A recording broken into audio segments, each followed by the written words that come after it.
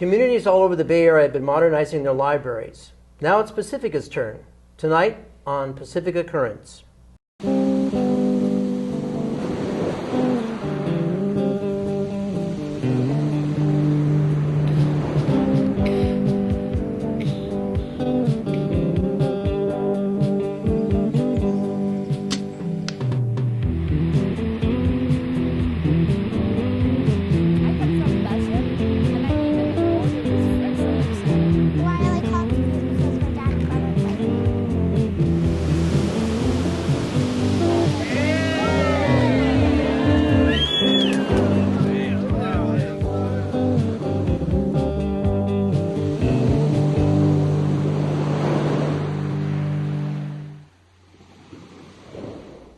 Hello and welcome to Pacifica Currents. My name is Steve Johnson, the host, and tonight we'll be talking about a subject near and dear to everybody's heart, the Pacifica Library. Now, as I mentioned in the introduction, a lot of libraries have been modernized and even built anew all over the Bay Area, but what about Pacifica? Well, tonight my guests are going to talk about that very issue. Tonight we have Thom, who's the library manager of Pacifica, and we have Eric Ruchames, who is the former president of the Pacifica Library Foundation and current board member. Gentlemen, welcome very much to our show. Thanks for coming. And I guess I should ask you, Thom, first of all, how have libraries changed over the years? Well, libraries are reflective of the societies and the communities that they serve. And there's been dramatic change within the community in the last 10 years or so, and libraries have changed along with them. We still largely circulate print materials, but we've expanded into all kinds of media. And we also provide Wi-Fi access and programming space and meeting rooms and so forth. This is in a modern library. We also have evolved into a community gathering place, because many communities have lost that center and that place to come to meet, to discuss town issues and city concerns. That's true. And we do that. We also, with the huge amount of information that's out there in the society, one of the skills that we possess is to not only locate and evaluate good sources, but also to aggregate them in such a way that you kind of a one-stop shopping kind of concept, where if you come to us, we can bring you what you need without you going out and having to search it yourself. That's really the difference between, say, just going on the computer and searching for something and having a skilled person there to guide you in the right direction. That's because right. It's so easy to get lost in doing research. Yeah, and we've done it too, so we know what that feels like. And we also, our roles have evolved over time into, in the old days, you had to come to a librarian for everything. Now librarians teach you how to effectively search. That's really our job, is to empower you to be able to function in the society successfully. So Thom, why do we need to build a new library in Pacifica? Well, Pacifica's libraries, the current facilities, are older, they're well loved, they're well used, and they have reached the point where they can no longer really meet the needs of the modern library patron. And another situation we have here in Pacifica is that we're the only city in our system that has 2 libraries. And we have to support them on one allocation of hours, which is 60 hours a week of service. And the way I've always characterized it is that think of the 60 hours as an income stream, and you're trying to run 2 households on one income stream. And the net result is that both are impoverished. And that's what's happening here. We aren't able to be open the 60 hours a week, and we have to duplicate a lot of materials. It's not very efficient, it's not cost effective. And plus our staff has to be allocated to 2 locations. So it's just, there's all kinds of efficiencies that we're not able to take advantage of. And mostly it's too costly. Right now the city has to pay in for extra hours. And if we had a single building, we wouldn't have to do that. In fact, we'd be open more days a week than we are now. We'd be open 7 days a week. We'd open 4 evenings a week. There's a lot of advantages and cost-effective elements that would come into play with one library. And God knows cities today have to be cost-effective. Yes, they do. And libraries too. So Eric, I think there was a needs assessment that was done to find out what we actually need in Pacifica. Is that correct? Right. At the end of 2010, a partnership of the City of Pacifica, the San Mateo County Library System, the Pacifica Library Foundation, and the Pacifica Friends of the Library came together and hired an architectural firm who specializes in needs assessment. In other words, going out in the community and determining what a community wants and needs from their library system.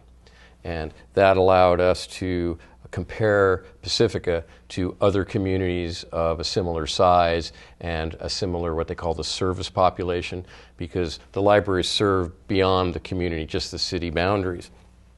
And it was a real eye-opener, because these were an independent group of people. There wasn't advocates on our side saying, you know, we want this or that. It was people whose expertise was this line of work, and they went into other libraries, other communities to see what current standards are, what communities currently have in terms of library services.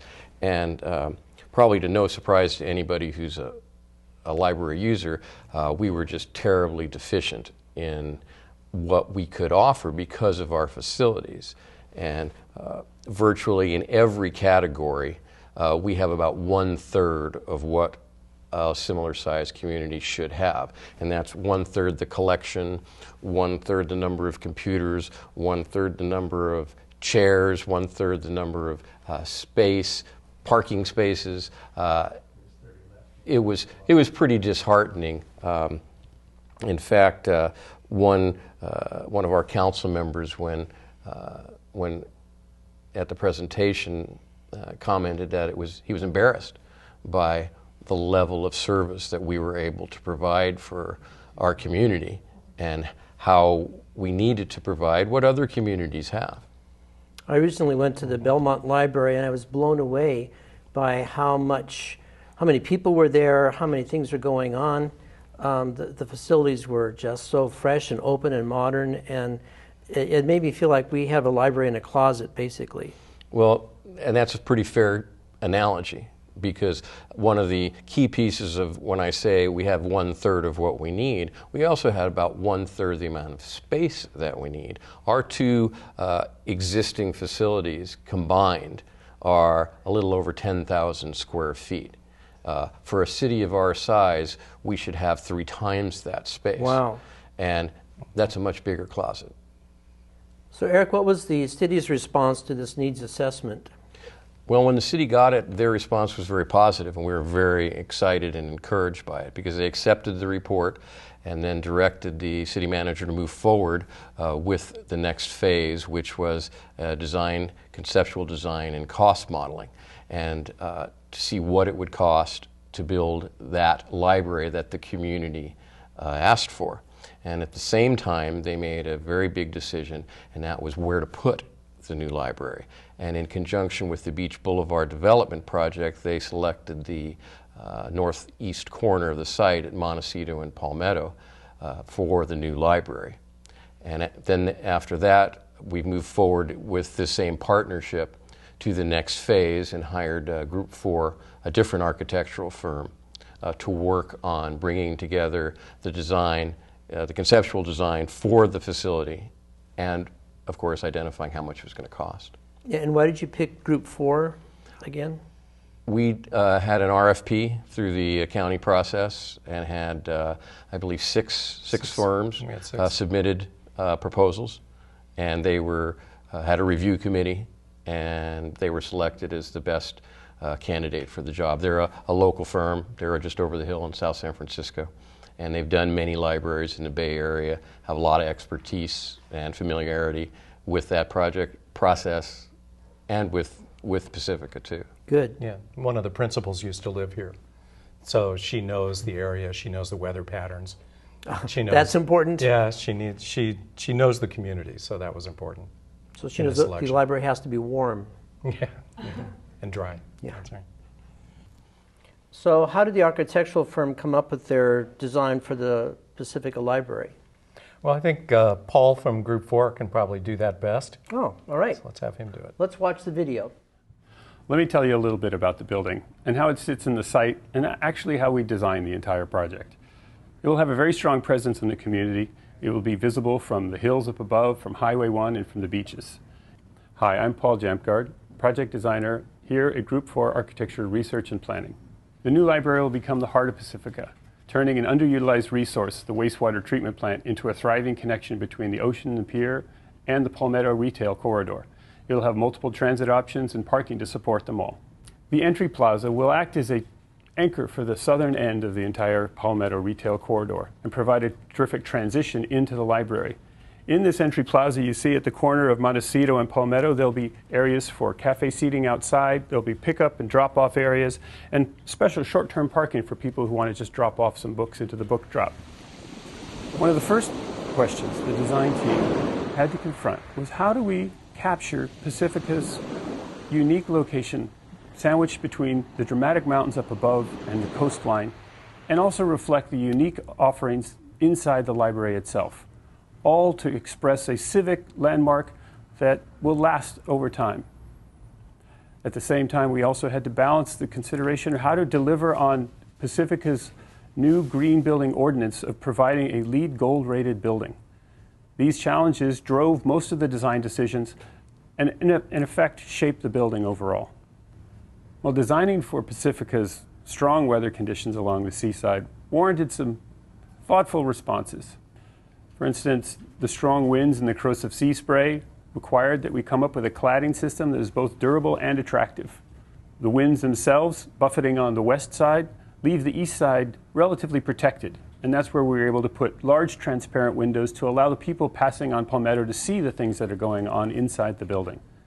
When the sun sets across the ocean, it sets up a lot of glare, and so to manage this, we've created a system of deep overhangs and sunshades that help control the light levels inside. At the same time, we want to admit the wonderful daylight into the building, so we've added clear stories along the rooftop and high windows along the north side. The dense fog along the coastline results in some fairly low light levels during much of the daytime hours, so we wanted to create a glowing effect that would both be visible from the hills and from the ocean, again, reinforcing the presence of this library as a beacon in the community. So this design seems really modern, so different from what we have now. Well, sure, when you consider the fact that Pacifica's two libraries were built, Shar Park in 1965, Sanchez in 1982, the world's changed a lot. And if you think about it, an analogy of buying a new car, if the last new car you bought was in 1982, and you go car shopping right now, you're going to be pretty shocked at what's standard equipment in a modern car. Just as when you go into a new library, as you did in Belmont, you're pretty surprised at what they have and what's a standard feature now. Yeah, modern libraries.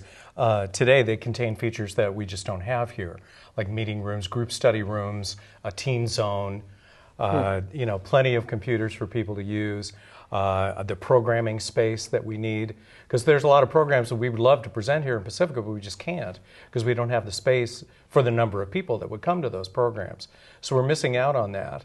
And we're missing out on opportunities for people to come together. Small businesses here in town need a place to meet and conduct their business, and they could do that in the library. Sure, yeah. We're really fortunate that Group 4 is very experienced in building libraries and has designed and built a number of libraries in the Bay Area. So this is not a new thing for them, and they really have a quite exciting track record of building some really exciting facilities. And I think you brought a video to show what they've done already, so let's roll that video. Hi, I'm Dawn Merkes. I'm a principal here at Group 4 Architecture Research and Planning in South San Francisco, and we're very proud to be the library architects for the new Pacifica Library. Group 4 is a recognized leader in library design. We have been recognized both nationally and locally for library operations, building sustainability, as well as excellence in design. A few examples of our library projects include the Walnut Creek Library, the Milpitas Library, as well as the Ingleside Branch Library. The Milpitas Public Library is a renovated historical grammar school. It is a 60,000 square foot contemporary modern library which has become the catalyst for the redevelopment of their historic Main Street. The Ingleside Branch Library is located in Ocean Street in San Francisco. It is really an urban jewel and recently won the city's new best building. It was awarded by the Architectural Foundation of the city. These three libraries all have elements that will also be incorporated into the design for the new Pacifica Library, the revitalization of the downtown, creating a community center, as well as a community landmark. These are all things that will be incorporated into the design for your library. Eric, how was the community involved in this whole project? A big piece of what Group 4 did was go out into the community to solicit their opinion, and they did a series of community meetings, north, central, and south into town. The school district was very generous in volunteering the space at the schools for the meetings. We also did another meeting with the school community specifically to talk about the needs of the education community and how they could work together for kids using the library, because that's a big piece of it. And all that information that they pulled together will be shared in their final report. And we have another video to see on that process. Group 4 was thrilled to be selected to design the new library for a couple of reasons. The first reason is Pacifica deserves a new library.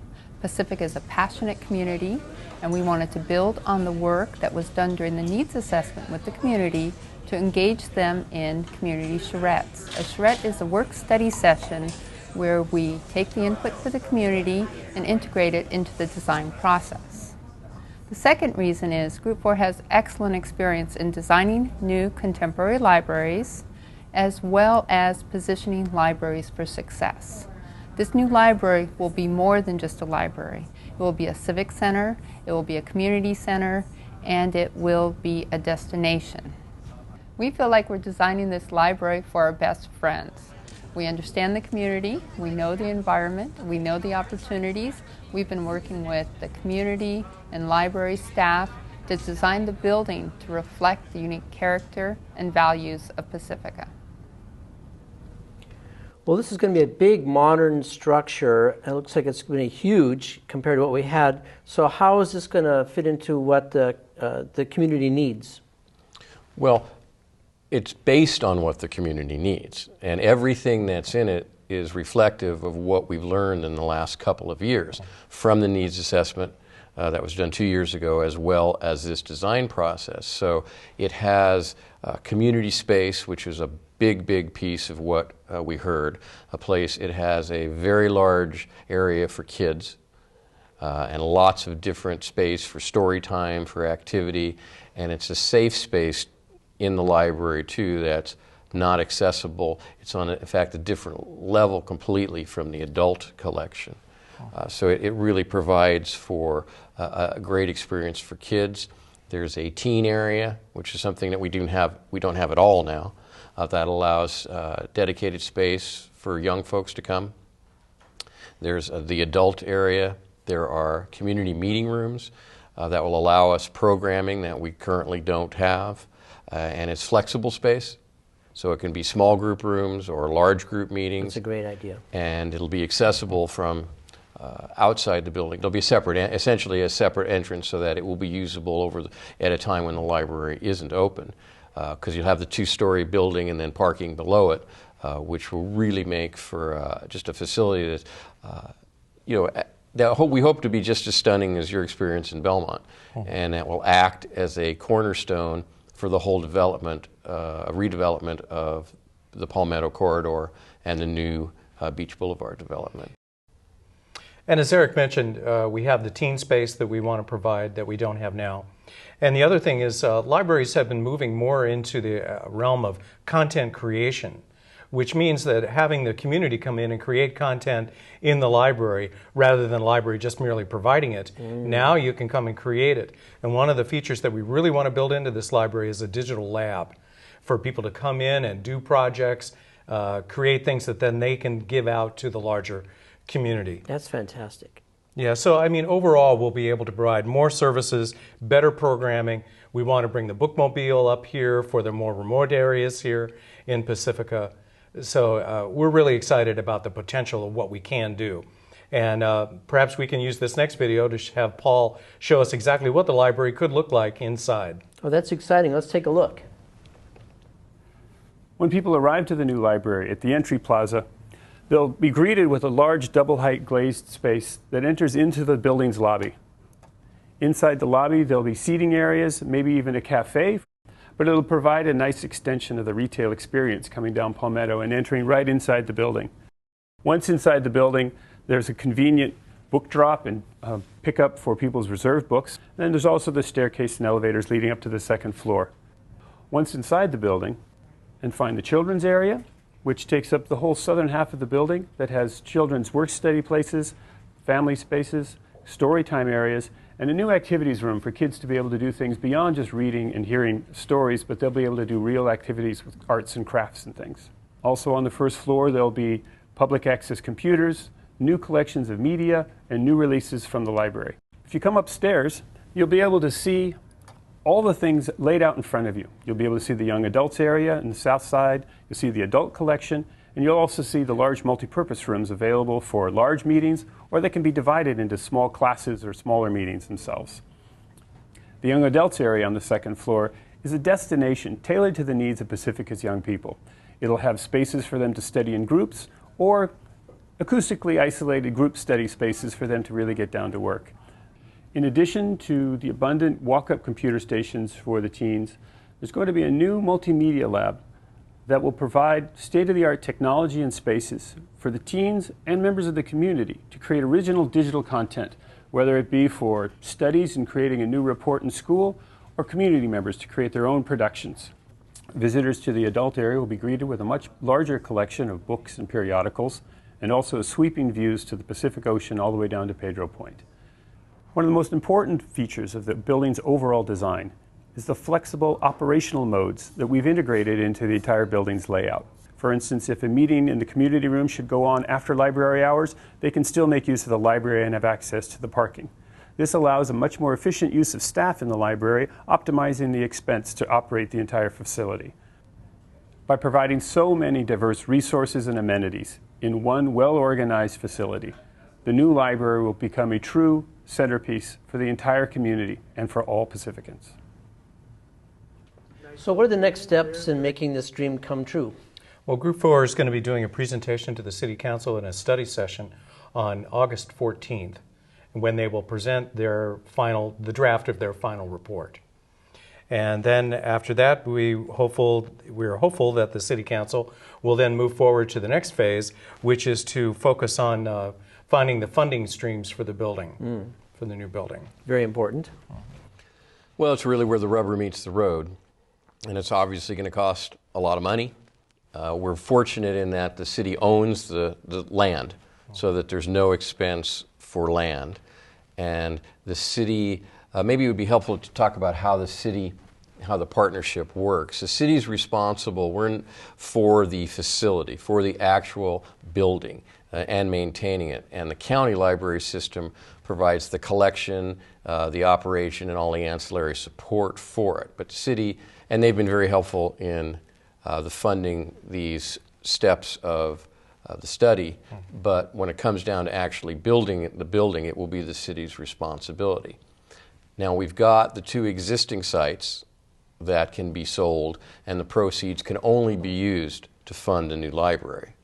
So we're envisioning that the sale of those two sites, likely a bond, and as well as corporate donations and philanthropic organizations. So we're really looking to partner with different organizations, as have other libraries, to bring the funding into the community, so that the bond that we ultimately have to go out for is as small as we can possibly make it. Right. Mm-hmm.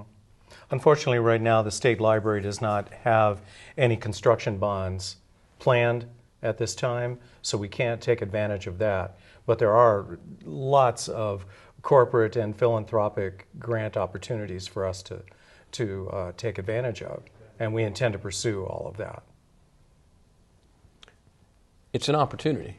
It's an opportunity to make this a real community, a center of the community, to where people participate in all sorts of ways. We have a lot of resources in this community. We have folks who work for high-tech companies all around the peninsula who we feel if we can identify and reach out to, can really bring that into us and make their organizations part of the library and better serve them and the whole community.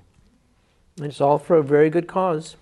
Absolutely. Yeah, it's an investment in yourselves. So what can people do to help out in this process? Well, they can get involved. They can participate in the in community meetings that will come in the future. We're very fortunate in Pacifica that beyond the Pacifica Library Foundation, we also have the Pacifica Friends of the Library. So there's two organizations in town that are working very hard to support the day-to-day operations and the long-term vision of the library. So joining either or both the foundation or the Friends would be a big step to lending your support to the organizations that are working hard to make this happen. The Library Foundation has a website, pacificalibraryfoundation.com, and we try and keep that current with what we're doing and what's going on, and that's a way to show your support and also your financial support to both of those organizations to help keep this process going.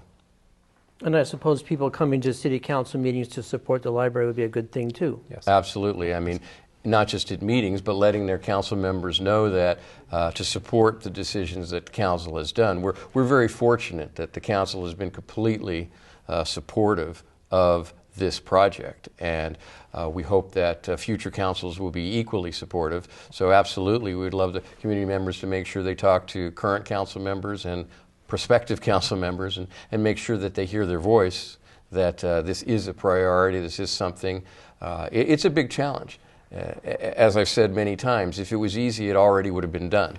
And it's not easy, and we recognize that. But just because it's difficult doesn't mean we don't do it. It just means we have to work harder to make it happen. Exactly. Gentlemen, it's been a pleasure talking to you about the library. I want to thank you very much for coming in tonight. And let's hope that this library is built very soon. Thank you. Appreciate your support. Thank you for giving us this opportunity. And folks, I hope you enjoyed tonight's show. As you know, all these episodes can be seen on YouTube under Pacifica Currents. My name is Steve Johnson, the host. Thanks a lot for joining us, and good night.